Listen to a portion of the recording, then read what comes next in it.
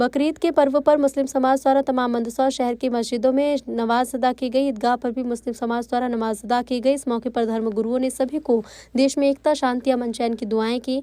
इस मौके पर जिला प्रशासन की तरफ से शहर थाना प्रभारी मौजूद रहे, तो वहीं एसडीएम मंदसौर भी मौजूद रहे। उन्होंने भी सभी मुस्लिम भाइयों को ईद की मुबारकबाद दी। इस अवसर पर सरकार ने भी सभी को ईद की मुबारकबाद दी। सभी एक दूसरे से गले मिलकर ईद की मुबारकबाद देते हुए नजर आए। बता दें, जहां मीठी ईद चांद देखकर उसके दूसरे दिन मनाई जाती है, तो बकरीद चांद देखने के 10वें दिन मनाई जाती है। मंदसौर से कैमरामैन लक्ष्मण जटिया और सिटी रिपोर्टर जितेंद्र देवड़ा के साथ सुरेश भावसार की विशेष रिपोर्ट।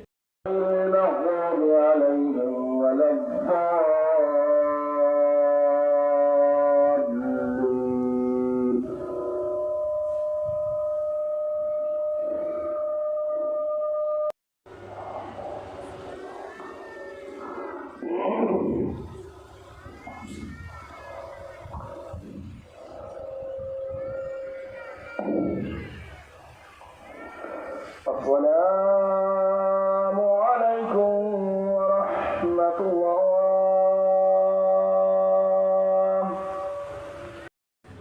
आज हमने ईद कुर्बा की नमाज अदा की है। अल्हम्दुलिल्लाह अच्छे माहौल में ईद कुर्बा की नमाज अदा की गई है।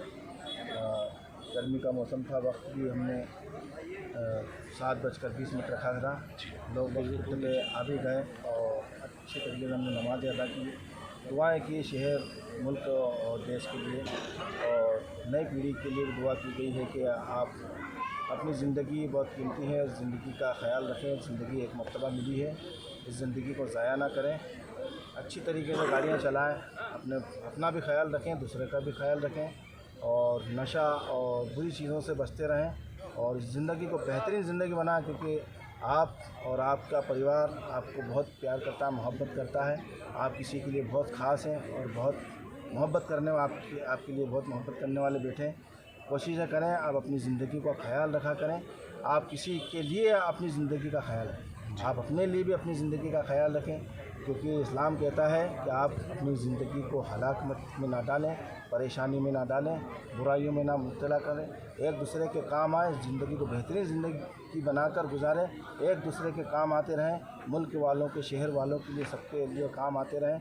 और जब एक दूसरे का हाथ पकड़ कर चलेंगे, कड़ी बनती चली जाएगी और इसी तरीके से हम तरक्की करेंगे, हमारा देश तरक्की करेगा, मुल्क तरक्की करेगा। और मोहब्बतों का पैगाम देते हुए, नबी की जो तरीके हैं उस पर अमल करते हुए अपनी ज़िंदगी को गुजारते रहें और मुल्क में, देश में मोहब्बतें फैलाते रहें।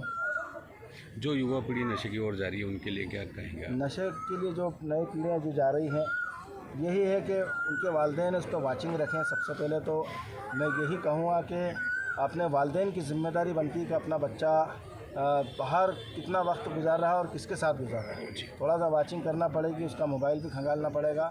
और क्योंकि सोशल नेटवर्किंग है आजकल, हर चीज़ को मद्देनज़र रखते हुए ही नज़र रखना पड़ेगी, क्योंकि पुलिस प्रशासन अपना काम कर रहा है, मगर कहाँ करेगा। पुलिस प्रशासन कम है, लाखों की तादाद में आवाम है, तो हर घर में जाके तो पुलिस प्रशासन अपना काम नहीं कर सकता। मैसेजेस के ज़रिए कर रहा है, मगर जो ये नशे का जो कारोबार है, वो जो जड़ें फैल चुकी हैं, उसको ख़त्म करने के लिए हम सबको भी खड़ा होना पड़ेगा, हम सबको साथ खड़े होना पड़ेगा।